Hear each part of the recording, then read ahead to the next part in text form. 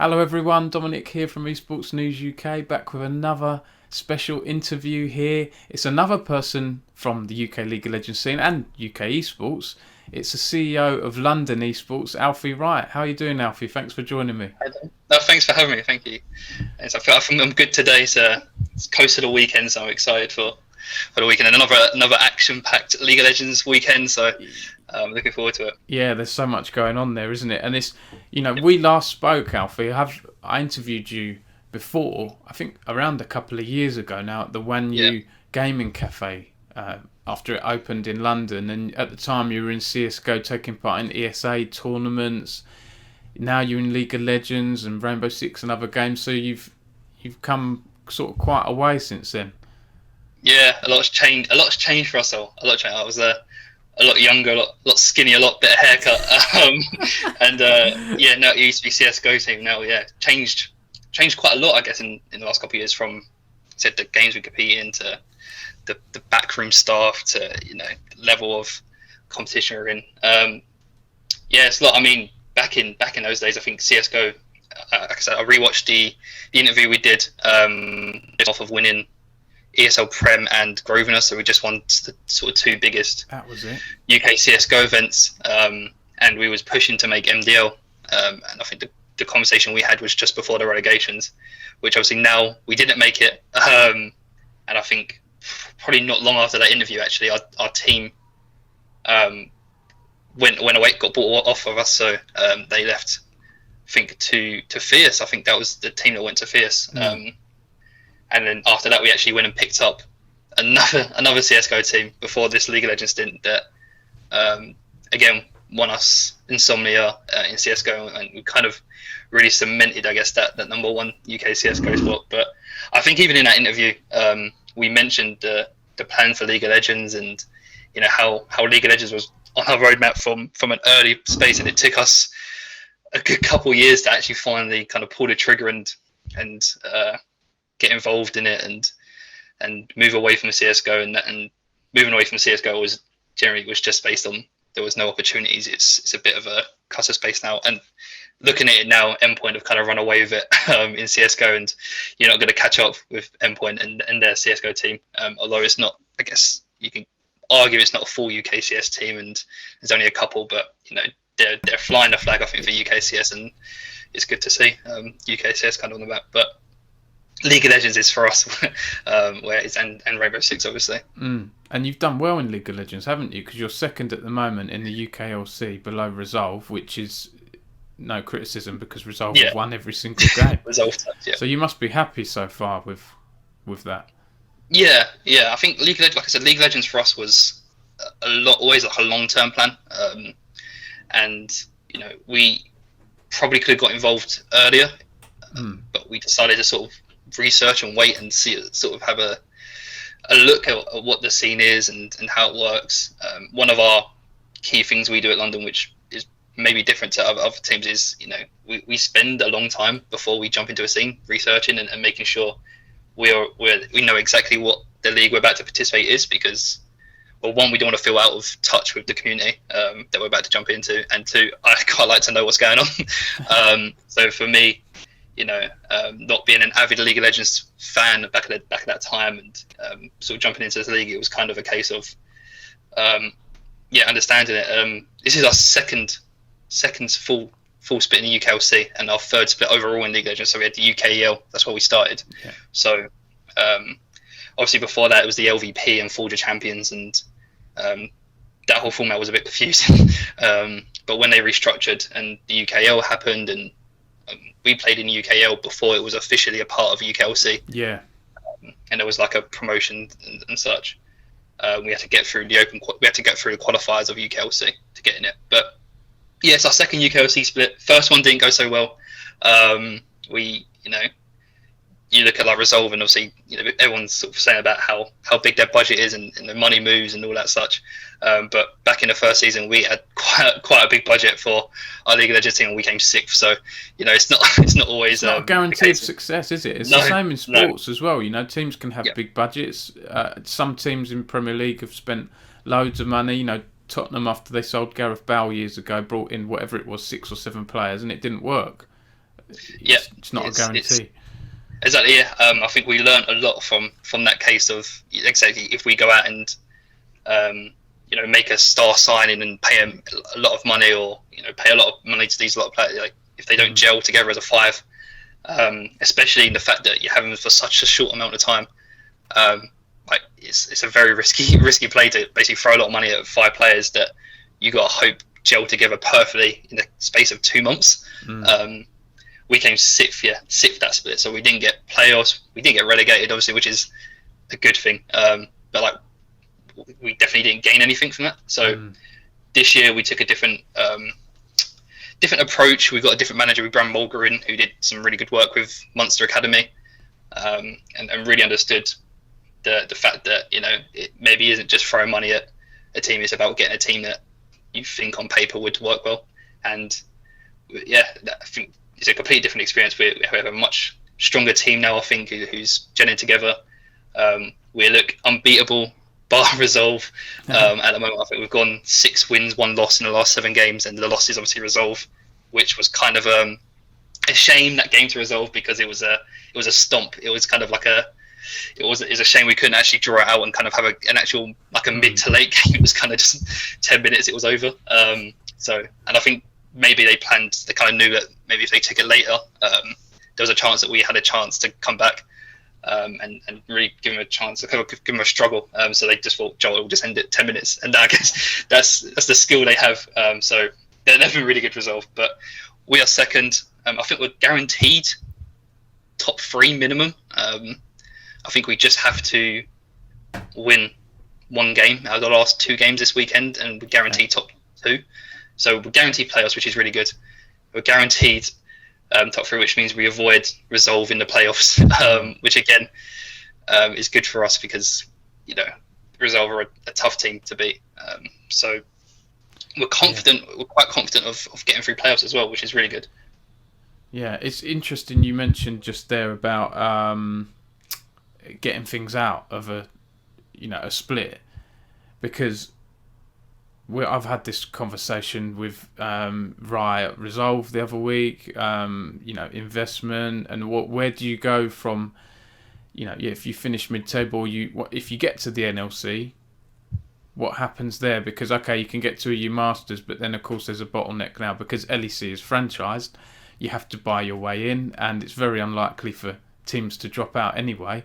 At the moment, they all seem to have good brands and reasonably good standing with Riot. So, and then what do you do? But then, one of your colleagues, Alex Harris, in marketing, and was talking on Twitter the other week, and I was talking to him as well about this subject and what teams get out of it. And he mentioned, monetising the selling of players and helping them get to the next level in League of Legends. So I'm guessing, you have obviously contracts in place with your players, and there'll be buyout clauses. And it's interesting you mentioned Endpoint as well, because I think they've done that a bit over the years.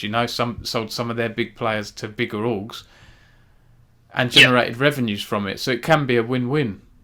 Yeah, it's obviously, me and Alex have chatted about this, and we agree. It's a thin line, and again, I think Ryan touched on it. Because you want to have the best team available to move forward and compete at the in a perfect world, we would be competing at the highest level EU Masters, and really giving sort of a run for like the likes of BTXL and Fnatic Horizon and such, with the players we have. But like you said, if we can have this good run and monetize and sell a player for a large amount of money, that money is vital especially for an organization kind of our size. So for us, it's about finding talent. If we can find a piece of talent and build them up and get to the place where we can send them to an LEC Academy team or an LEC team, of course we're going to, I guess, take that chance, and it'll be up to us to then have the building blocks in place to go get another talent who can replace him easily, and do the same thing again, and make sure that our performances don't struggle. And again, you take it back to traditional sports, you see this stuff happen in a lot of football teams. You take a look at like your Southamptons. I'm a West Ham, so you have heads at West Ham. It's happening to us right now with Declan Rice. You have this talent who comes in, most likely probably going to go in some time for a large amount of money, it's then up to the West Ham manager or the West Ham board to bring in players to fill that gap and carry on our success. Yeah. And it goes one of our way. We either not do buy in the right players and we do bad, or we buy maybe a player who fits us better and actually do really well. Again, Leicester, a really good example of that, when they won the league and a lot of their assets got stripped, but they're doing well. So I don't think we have much examples of that in esports at the moment, of this whole monetizing transfer market, sales going, it's very top heavy at the moment. So we definitely see that as being the future. Obviously that's probably a couple of years down the line from now. We already have our eyes on some of the top UK talents, I think, that we can work with, and I think that's really good. And I guess the first step to that is the academy system for us as well, and trying to identify where those players who could be the next big thing, especially in the UK, could be. Yeah, and it's not easy to find them. I'm interested in your background. So London Esports, first of all, was set up in 2017. So I guess relatively new compared to some of the other orgs around, but you've grown quite a bit in that time. Tell us about the early days of London Esports, Alfie. It was exciting. It was definitely, like I said, it was definitely like a passion project to start with. There was never, I guess, we didn't start it to dreams of trying to become a global brand or a big esports organization. It was a case of we weren't good enough at a game. Back then it was Dota. So my gaming background is actually Dota, which is probably a sin for every League of Legends fan watching. We're cutting the interview short now. I was a big Dota fan back in school, and I had friends in my school. There was perfect 5 of us, and we had a Dota team. And that was kind of one of the first games that we spent. I think I've got like 4,000 hours or something ridiculous on it. And we played every day after school and blah blah blah. And we weren't ever good enough. We wanted to be good enough. I liked the competitive side of it. Is like kind of what drove us. And we entered like semi-pro tournaments, but we wasn't good enough. So me and a friend sat down and said, you know what? If we're not good enough to be in a team, why don't we pick a team and basically live for them? And that's where it started. It was just getting a Dota team, 5 people to play, and then very quickly it escalated, and that's when we started. A few months down, once we started, actually doing quite well, and started getting like 100 followers. I think it was something on Twitter. I remember raving and dancing about 100 followers on Twitter because it was such a big achievement back then. Yeah. We started thinking, actually, this could be quite good. Why don't we start thinking about more games? And it was about then the friend I was working with at the time who was kind of helping with it. So we went, this isn't what I wanted to do. This was meant to be like a fun thing. I don't really want to see this as a thing because I kind of had the envision of actually this could be something, and this is actually quite fun. I quite like working on this. So that's when kind of went separate ways, and I took over. And obviously Bill helped as well. But yeah, so it's 2017. It is still quite short of a time. Yeah, it's only been 3 years, just over 3 years now. October 2017, I think, to be exact. So back in 2017.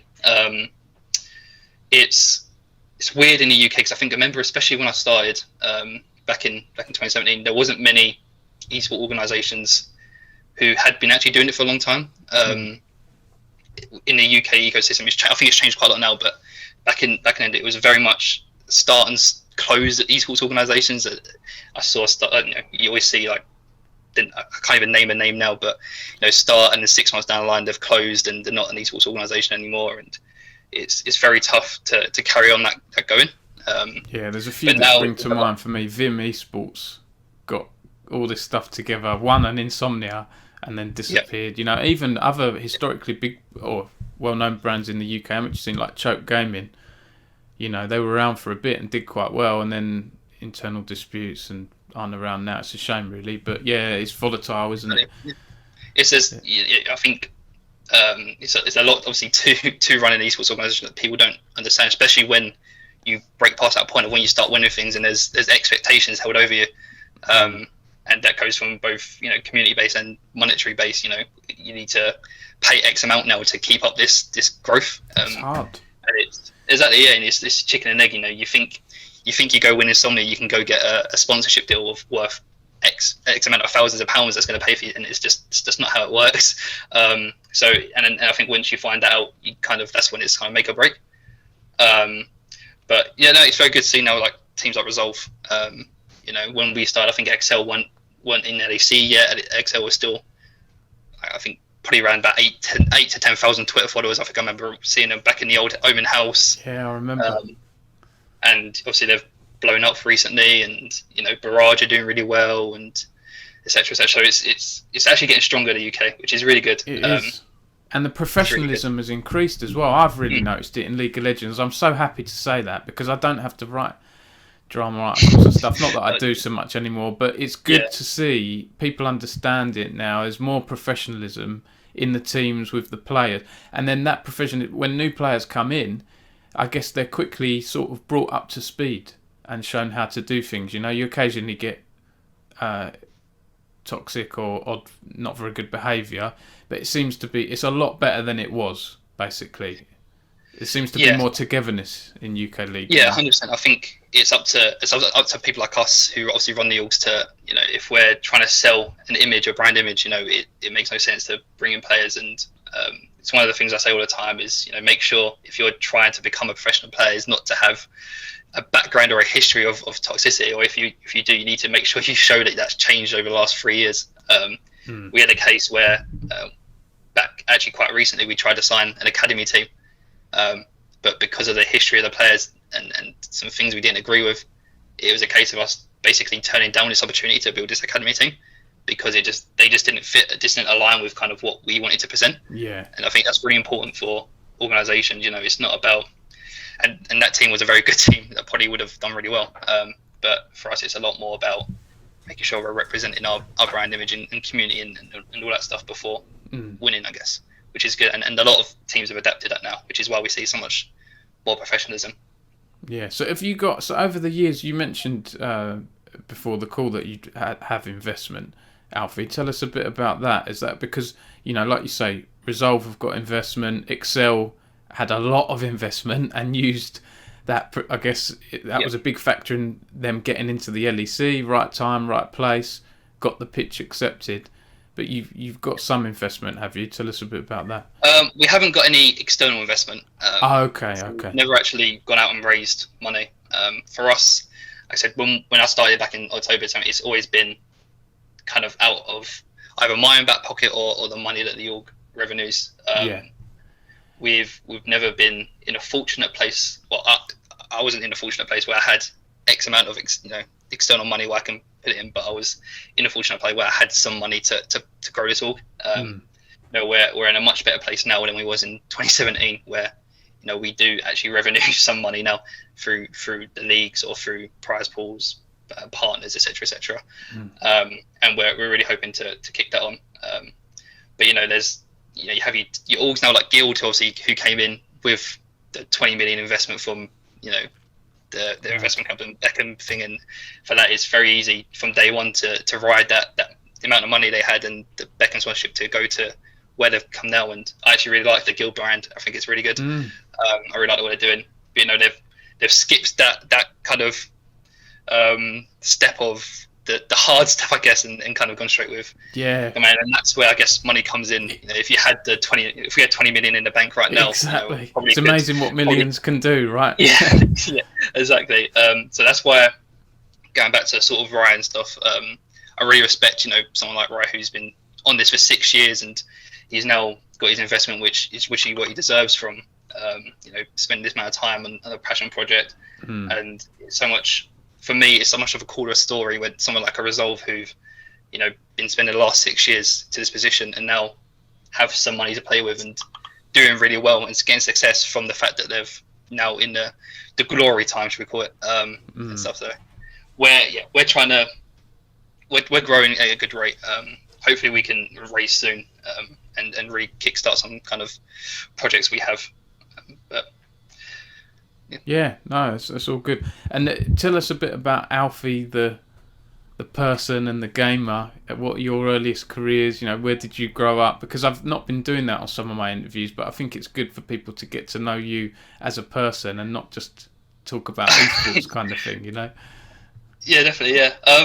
yeah, my background, like I said, is very kind of, I guess, like the working class East London stereotype. I grew up playing games. It was back in PS. I think my earliest memory is, I can't remember the game now, but it was like a Jungle Book game with like the PS2 mat. If you remember the PS2 mat where you like jump around, I can't remember what the game was called. Oh, what, the actual physical mat, like a dance like mat? a physical mat, like a dance mat, but you used it to move. Right. Okay. I can't remember stuff like that. Like I said, yeah, big FIFA COD fan growing up, as most kids in my generation has been. Call of Duty Modern Warfare 2 was a big time spender. Oh yeah, same here. Yeah, and then when like I got a PC, that's when Dota sort of kick-started the PC obsession, I guess. Same with sort of the Counter-Strikes. I'm a big fan of Rocket League. I've got a good 2,000 hours on Rocket League, and nice. I love that game. And yeah, I think for myself, I quite like doing, I guess, these kind of interviews. I guess transparency is key, and I kind of spew it a lot. I say it a lot. People have heard me. I say it, keyword. We do like the yearly recaps on the Twitch channel. To sort of sit down at the end of every year so far since we've started, and kind of go back through the year. And it's quite a bitterly honest sort of reflection on the year, and say, we probably didn't do as well here as we should have. The 2021 was kind of like a poor one for us. We thought we had a poor year because we didn't do much. 2020, do you mean? Yeah, so the one I did, yes, because we didn't do much in the public eye. So 2020 was definitely like I don't like saying it, but like a behind the scenes building kind of year. Yeah. Like, especially compared to 2019, where we won, Insomnias, your Prems, your Grosvenors, etc., and there was trophies in hand. 2020 we didn't do as well. But there weren't events to go to as well. There were no Insomnias, no, there wasn't. No Grosvenors, as I'm aware, or there might have been one in the early true. part. But that affects things, doesn't it? And you got less opportunity to get like, decent publicity shots, like people lifting a trophy or the team holding the giant check.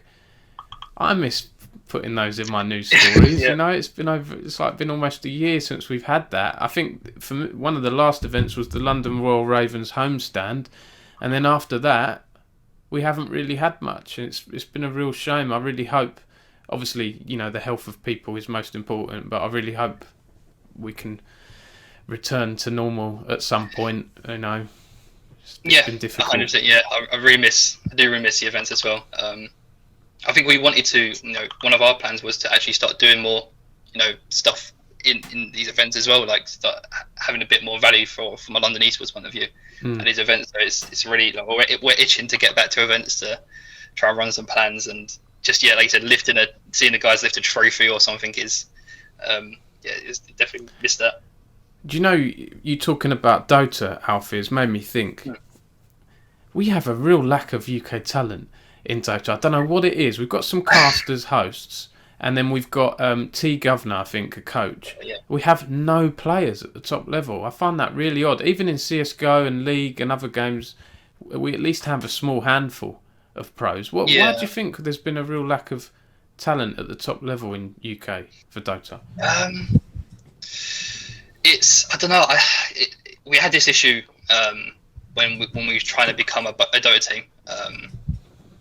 For us, we saw like the same gap. So there was no UK Dota players. There was one recently who was part of Ninjas Pajamas, actually, sort of about 6 months ago, who had a good stint with like a tier 1, tier 2 team. Okay. Which was like the first UK player to do that in a while. Okay, I missed that because obviously I don't follow Dota that closely, but that's interesting. So we did have one, which is good. I don't think he's there anymore, which is not great. And obviously, like you said, T Governor coached, I think, Chaos for a long period. So we had some, but yeah, for us, we had a full 5 UK Dota team at one point that were making a lot of close qualifiers and trying to push, but they just never made that step. And I don't know exactly. I don't know if it's like the kind of arrogance of the UK mentality. We've seen it a lot over the last 5 years. I think it's getting better, especially for the games like League and Counter-Strike. I think I remember when we got involved in Counter-Strike, it was, again, like kind of, don't want to say arrogance is the right word, but that kind of mentality of I'm better than you already. I doesn't care. I don't need to try as hard, or I'm better than most of the UK players. So it's not that kind of mentality to get to the next stage. I don't play this in Dota. When we try to get involved, there was players who didn't really want to be a part of a team. They were quite happy just playing solo, and it's you're sitting there saying you're physically top 300 in the world as a UK player now. You could kick on and have a good team, and it's just they're just not pushing themselves, and maybe that is because of a lack of investment in like the UK. Like what you have the Dota Prem tournament that runs every obviously 6 months, but apart from that, obviously. There isn't much, is there? We've had the ESL One Birmingham, and again, that shows that there are Dota fans here that love the top level. Yeah. Same with League, when the World's quarterfinals were at Wembley, sold out and whatever else. But it's that second tier that's hard, isn't it, to get the support and everything. So, exactly. I just don't know if there's enough here or enough drive for the players. But it's good to see, like I said, in Counter-Strike now and League of Legends, that kind of mentality is shifting. And we have UK players who are working hard, and some very talented actually UK League of Legends players coming up. I think I think we're seeing it especially in the UKLC and even in the UKEL. There's some really good players. I think this season should be on a radar of most NLC teams or UKLC teams for the UKEL. Absolutely, yeah, and that's positive. And something I wanted to mention, Alfie, when I interviewed Riot Resolve last week, you kindly tweeted saying enjoyed watching this interview, and I'd love to talk about performance and I think the coaching and setup and side of things. So is that something you want to touch on? Because we're seeing more and more performance coaches now, aren't we, coming in focusing on well-being aside from just the playing element, and that's positive. I think I quite like to think we've been quite good in this as well. I think we've been one of the UK Alls that have actively and publicly pushed this. We started this season with a performance team of 2, which is very rare to see people have one. Sort of a performance team. We had Matthew Watson and we have Kadam Abbott as a sports psych. So we had a performance manager in Matthew whose job was to oversee the whole team performance. So he was doing kind of lecture kind of stuff, but you'd sit everyone down, get a PowerPoint open, talk about what it means to be a team, how you can have active communication, etc., how you can eat better, sleep better, and we had him covering the whole team environment, and that was really good to see from the team kind of getting involved and through the sessions, the team bond as well through answering what they think a team is. You kind of get a better understanding of the players' thought process, and then having someone like Kadam who does more of the 1v1 sessions, the one-on-one sessions, talking, and diving a bit more into sort of the mental side of the game and a bit more privately talking to someone and having that person you can do sessions with and say, actually I'm feeling quite like this, and Cam to then go, cool, this is how we should do this. You should be thinking doing this. Obviously, I'm not sure of the sessions because they're all private, but having them 2 people in place. Unfortunately, Matthew left us quite recently to go to Singularity. So we've lost that experience there, which is a big shame, and I hope to see him back. He has done some work with our Rainbow Six team recently, but he definitely left our League of Legends for the NLC just to get some more experience. But having Kadam around still, doing these one-on-one sessions, like I said, we are getting a better understanding of our team and how they feel, and for us it's as important to be improving outside of the game as it is inside of the game. And again, it goes back to the point of we only have a short 2-3 months to work with these guys, and everyone would like to contract a team to 12 months. Obviously, it's a big financial cost to get a team 12 months, which is where we want to be. But there's only a small amount of time, so we have to work really smart and really fast in how we can change these guys a little bit or improve them even a little bit. So for the next venture, basically. Yeah, no, that's all good. And you mentioned your Rainbow Six team. You're in the UK and Ireland Nationals. What's that been like? Because for me, some UK orgs have done really well out of Rainbow Six. M&M Gaming have sold a couple of rosters over the year. Got through to Challenger Series or whatever it is. I don't know if the format's changed these days, but what's that been like? What's your thoughts on Rainbow Six? It's a really big. Again, it's another really big community, which is something that we quite like. You see quite a common theme between us and our kind of games that we venture into. You know, we like the fact that it has a big community that can interact, especially with like our tweets and our content. The community side has been nothing but great for us since we started Rainbow Six. We've not been performing very well in Rainbow Six, and we're the only team, I think, in 2 seasons of Rainbow Six yet to actually win one game, which is very unlike us, because we kind of pushed the performance and the fact that we want to be number one quite high. We have quite high standards, so the fact that we've been near the bottom both seasons is not great for like a thing. But being a part of the league, you know, the fact that it's headed by Ubisoft itself, and you know, it's a very structured league, and it actually makes sense. It's not kind of these leagues run by a third party who, you know, change rules every 5 seconds. You know, we understand the rules, we understand how it works.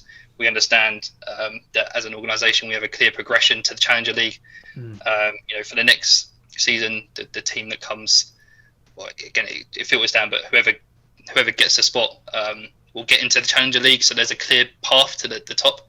And like you said, again, there's a market there to build a team that's, you know, does really well and actually transfer players to bigger teams and make revenue off of, you know, selling players or whole teams. Again, of course, we don't want to be selling teams if we're not keeping up competitively. We want to make sure there's a line there. But like Eminem have done, they've done really well with selling their teams to, and not only selling their team, but then coming back with a team that's doing the same or performing really well again. Yeah, and getting done better. really well, haven't they? Yeah, and Eminem are a perfect example, especially in Rainbow Six, of how this model can work. Obviously, I don't know the ins and outs of how much they sell their players for. I don't know if they are selling them for a lot of money, or if how their contracts work, etc. But if they're doing, you know, off of that the way I think they are, which is, you know, selling a team and getting a team that's again up and coming and then molding that into that team that's going Challenger League, and then selling them and then getting the same team and just doing it over and over again. And they don't lose out, and they're making a lot of money from it. So there's that exact same kind of market there, which we see as well. Yeah, I think I've been quite impressed with Ubisoft, honestly, Alfie, because Rainbow Six gets a little bit of criticism. Sometimes people say, no, it's not that popular, or this, that and the other. But I think I've been quite impressed with their structure, considering they didn't have loads of background in esports before. I know they've got Trackmania, but that's not really, a high-tier esport. Maybe they've used some of their experience from Trackmania competitions over the years, because that is an early esport, really. On the grand scheme of things, it's been around a long time. Maybe that's helped them. Our dealings with Ubisoft have been nothing but good. We did there was some issues with our team back end of the season that we had issues with, and again, Ubisoft I think back probably about a year ago employed some people to help, especially on the UK side, and since that, you know, it's like I said, it's definitely improved. Rainbow Six now is definitely up there as one of the top esports, I think, from viewership numbers and, you know, the way it's run.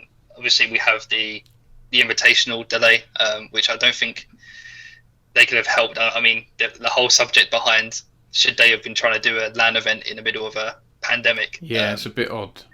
Yeah, and the rules behind, if one of your teammates gets positive test, then your whole team's disqualified, and what's the point of flying out to France if one person accidentally gets... They obviously want to still do that big spectacle, but it's a shame they've not gone online only, really. Yeah. It's an invitational, isn't there? So they made them invitational, which exists. At least it's filling the gap. But Ubisoft probably maybe dropped the ball on that one, in the sense of try to go, like you said, they wanted to do an event so badly that, but yeah, like I said, you just have to do online for now and ride it. And like you said, you can't. There's no way you can get 10 teams of 5 people to an event, all testing negative and making sure they're all safe and locking them into hotel rooms and not they're telling them to move. It's just not fun, and not having like fans at the stadium. I think the whole point of a LAN event is getting fans in the stadium to watch it live. Yeah, definitely. If we're watching it online on Twitch anyway, it's fine. Riot did it, didn't they, with the League of Legends World Championship? Got the players together and they somehow did it, but there was big social distancing. Even the teammates were like, the desk was really long. Yeah. So it's maybe that's what they saw. Maybe they saw that and was like, we can do it. Yeah. but obviously probably Wales probably has a bigger budget and probably bigger safety precautions involved. Yeah, different locations as well, different precautions, and COVID, we're at a different stage now, aren't we? With this other strain and all of this stuff, it's changed since Worlds last year.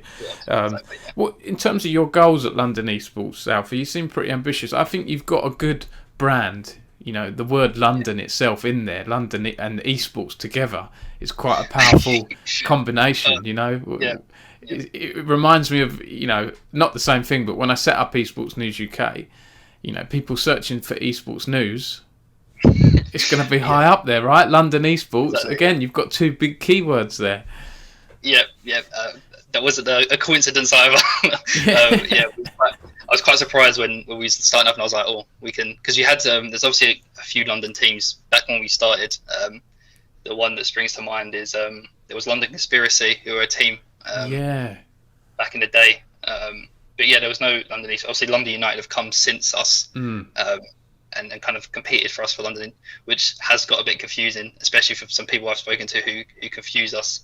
So we're not sure how to battle that and how to battle the London Esports versus London United, and especially since it's so similar and so easy to confuse us. Honestly, I'm surprised there aren't more London gamers. I mean, there might be London gaming communities, who knows? But in terms of esports, it's the two of you. But I think there are differences between the two of you as well. They're trying to go down that philanthropic thing, and So the way they run it is just like, I think for those who maybe don't know esports, you know, if you're talking to London United, you could be talking to London United thinking you're speaking to London Esports, and you don't understand the completely different orgs, completely different people, completely different everything.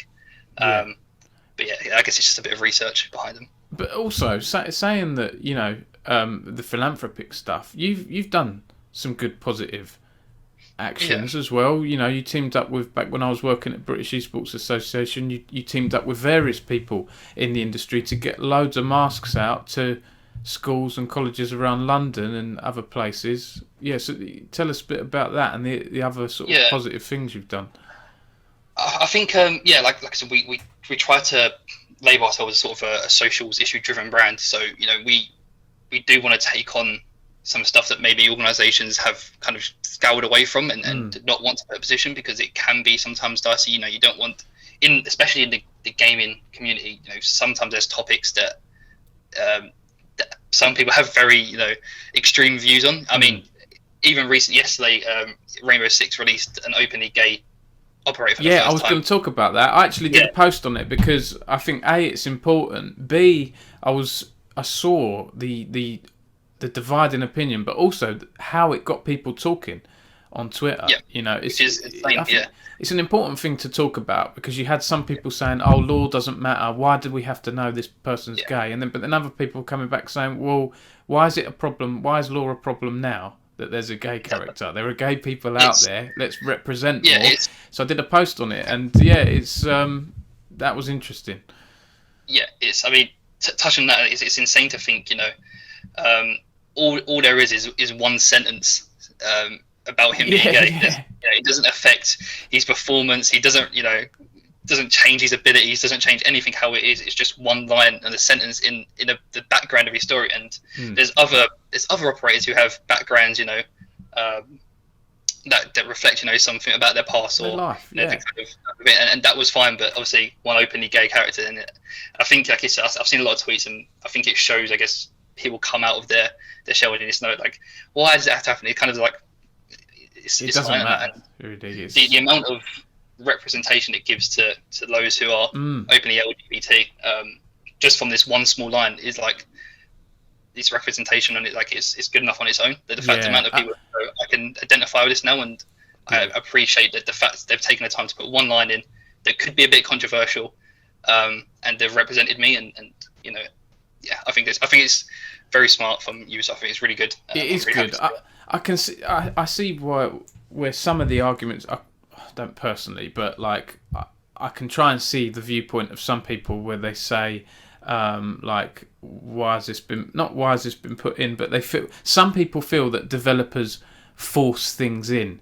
I don't think that's the case here, but some people do feel like that's the case. Over the past, 10 years or so, we have more diverse characters in games now that we didn't have 10 years Exactly, ago. yeah. And I think there might be some people from the previous era that are a bit, I don't know why, annoyed why is it or, oh, the changing? status quo's changing. Well, the world's changing. You know, you've got to kind of get with the times, is my viewpoint. It's good Exactly, to yeah. have representation, in my view. Exactly, yeah. That we're finally kind of getting to a place where, you know, characters in games can kind of represent real life. You know, I think I saw a good tweet. I think it might have. I'm not sure who did a tweet. It might have even been someone from London. I can't actually remember what I saw now, but you know, it's people sort of saying like, you're so upset about an openly gay character on the Rainbow Six. Wait till you find out there's openly gay people in real life that you talk Exactly. to. Yeah, Like, what are you going to do when there? someone tells you that they're, you know, so.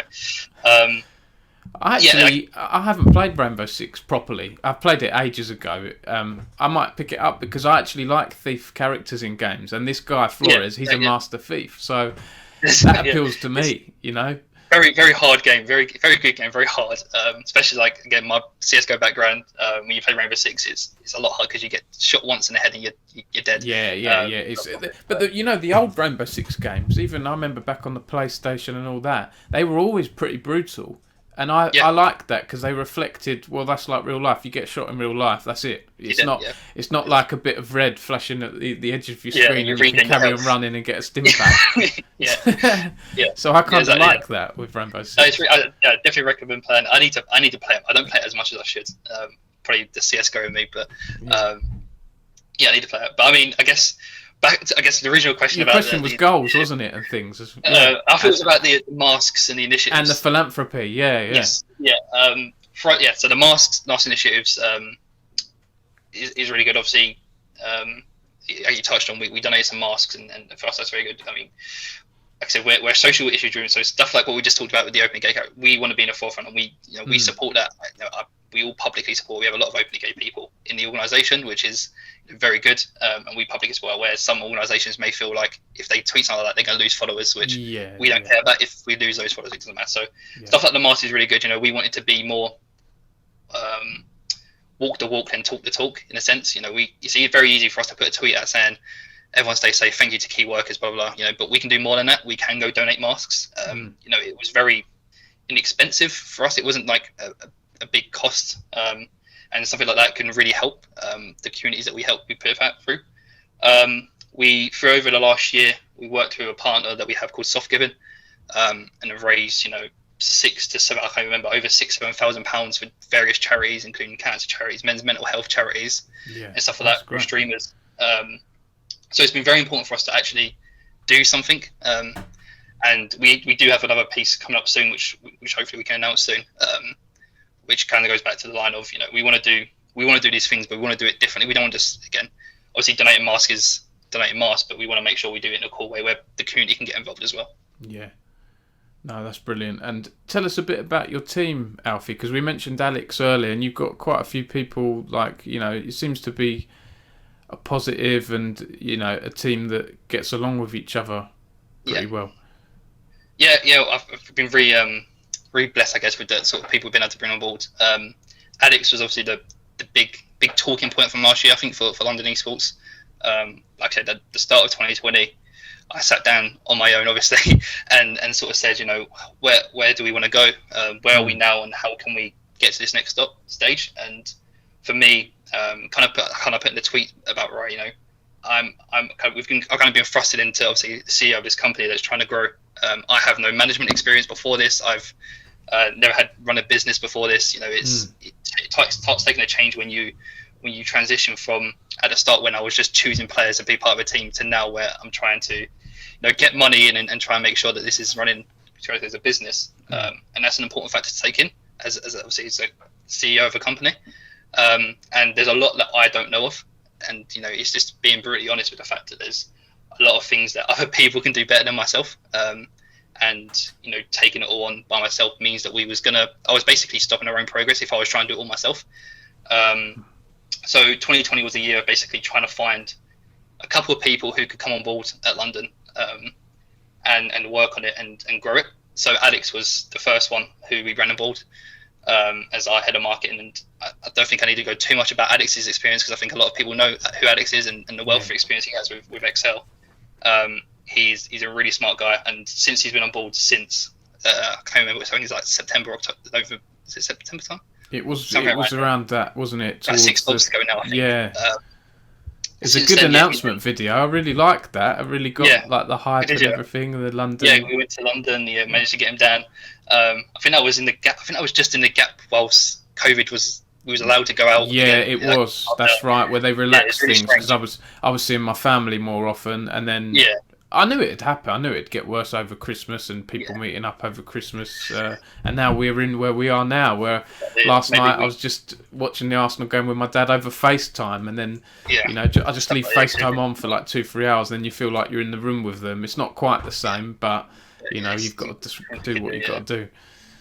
Definitely, yeah. And I think like I said, Alex, the wealth of experience he brings, and the fact that when I had that first conversation with Alex about what we're trying to do in London, he bought into it very, very quickly and kind of understood my vision for London Esports as well, and how I want to run.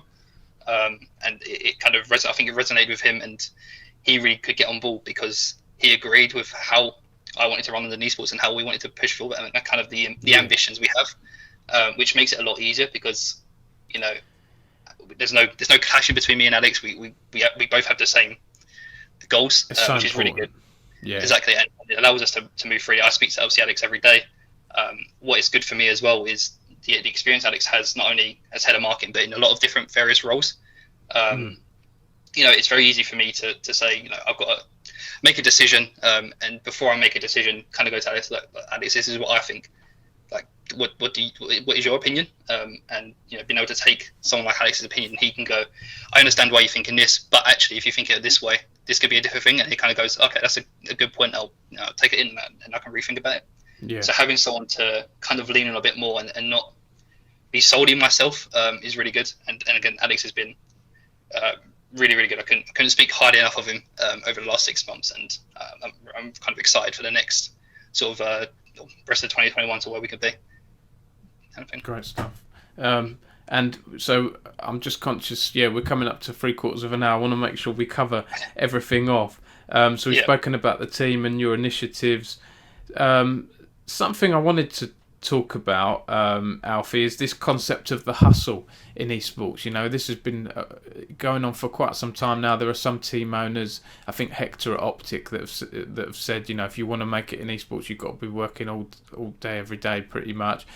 Adam Fitch wrote a good article the other day, which was about, you know, this concept of the hustle being glamorous kind of needs to stop, and you know we need to make sure we look after ourselves. What are your views here? Because for me, it's just about getting the balance right. It's common sense for me. It's I have put too much work into Esports News UK over the years, but then I've also learnt to switch off properly. Like Sunday's a real good day that I really try and switch off completely and do no work. But yeah, what are your thoughts on this? Because it's got a lot of people talking in esports.